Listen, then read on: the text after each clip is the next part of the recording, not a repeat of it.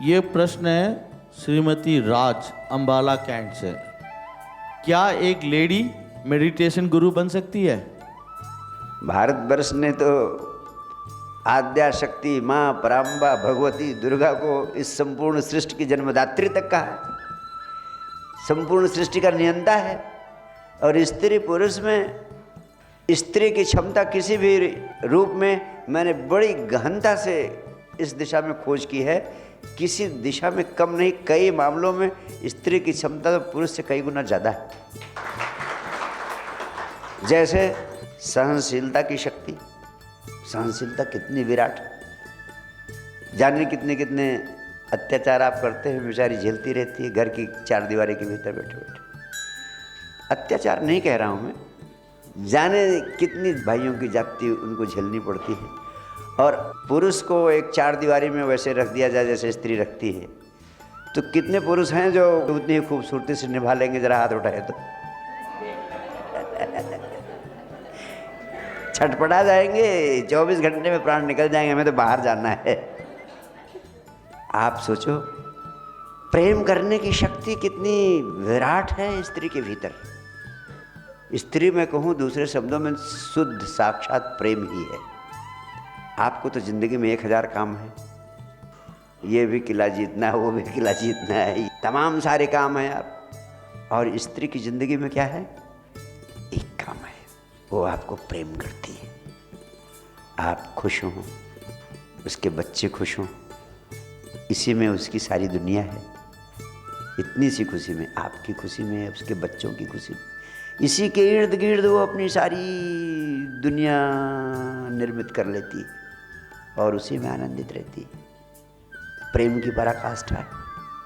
और जिसके भीतर प्रेम करने की इतना शक्ति हो, प्रेम ही है प्रभु, प्रेम ही परमात्मा।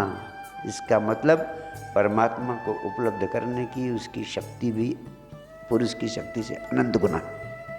अभी तक स्त्रियां बहुत कम संख्या में धर्मगुरु के रूप में सामने आई हैं, इसलिए शायद आपके भीतर ये प्रश्न खड़ा हुआ है।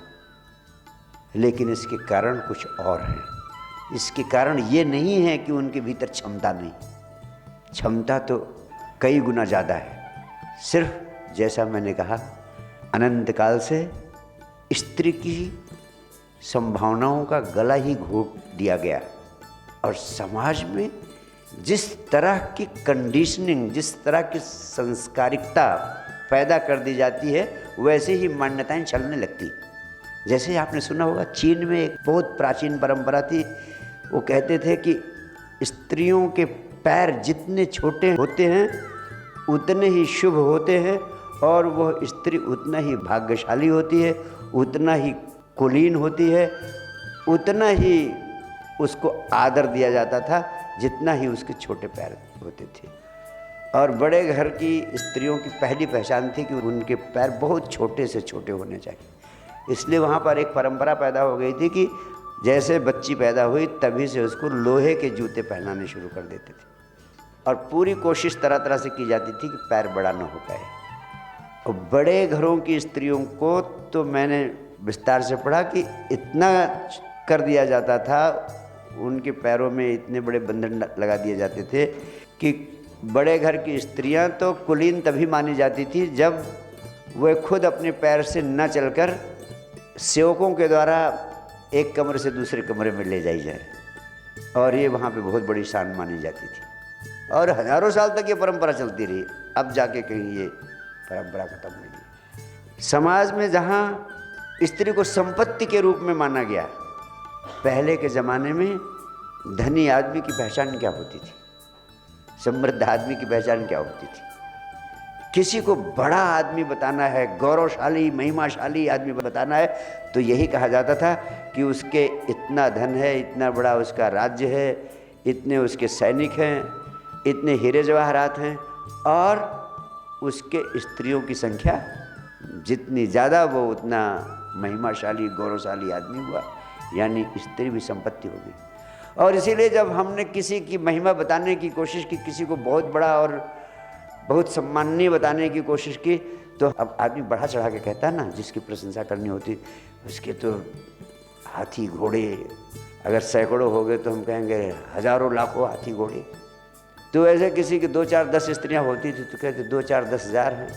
भगवान कृष्ण की तो महिमा गाते हुए हमने कहा उनकी तो 16,000। इतने संपदावान है, इतने वैभवशाली। ये इसलिए नहीं कि वास्तव में 16,000 स्त्रियां थी, सिर्फ इसलिए कि हमने उनको महिमा मंडित करने के लिए उस जमाने में हमें कहना पड़ा कि उनका राज, साम्राज्य, धन, संपदा, गौरव और आकर्षण उनके व्यक्तित्व का इतना था कि उनके पास 16,000 स्त्रियां थी। यानी स्त्री संपत्ति हो गई। संस्कारित किया गया स्त्रियों को तरह तरह से कि उनको शिक्षा की ज़रूरत नहीं। जैन धर्म में तो यहाँ तक कहा गया कि स्त्री पर्याय को मोक्ष नहीं मिल सकता। तो उनको व्यवस्था ये की गई कि जब ये प्रार्थना करें कि जब पुरुष होंगी अगले जन्मों में तब उनको मोक्ष मिलेगा। मोक्ष के लिए अभी कई जन्म प्रतीक्षा करनी पड़ेगी। हाँ, बुद्ध के ज़माने में बुद्ध ने ज़रूर कंसेशन दे दिया था। शुरू में वर्जित किया था, बाद में भगवान बुद्ध ने उन्हें अलाउ कर दिया। सारांश में मैं इतना कहना चाहता हूँ कि सामाजिक राजनीतिक व्यवस्था अब तक ऐसी रही है जिसके कारण स्त्रियों की जो प्रबल संभावना थी उसको रोक दिया गया था। लेकिन अब स्त्रियां हर क्षेत्र में आगे बढ़ रही। अब तो मैं देख रहा हूँ स्त्रियों की जितना अधिक संभावना है बुद्धत्व को उपलब्ध करने की, परमानंद को उपलब्ध करने की, आध्यात्मिक दिशा में प्रगति करने की, उसकी तुलना में पुरुषों की उतनी संभावना नहीं। मैं कोई तुलना नहीं कह रहा हूँ, ये तुलना सिर्फ इसलिए कर रहा हूँ ताकि आपको पता चले कि आपकी संभावना कम नहीं।